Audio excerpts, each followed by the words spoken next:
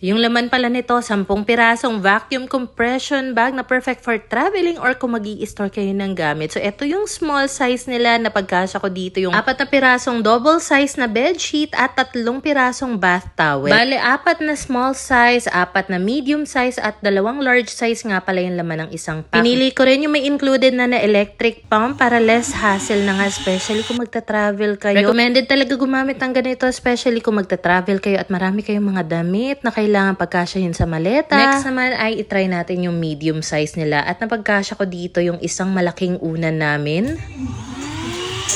Kung meron kayong mga bulky na damit, mga jacket, blanket na kailangang itabi, para na rin hindi maalikabukan, magkapangan ng insekto, gumamit kayo ng vacuum compression bag, gaya na lang nito. At ayan nga, napakadali lang din talagang higupin nito yung hangin sa loob. Kung ito rin yung kailangan nyo, yung link nito, ilalagay ko sa baba or comment section.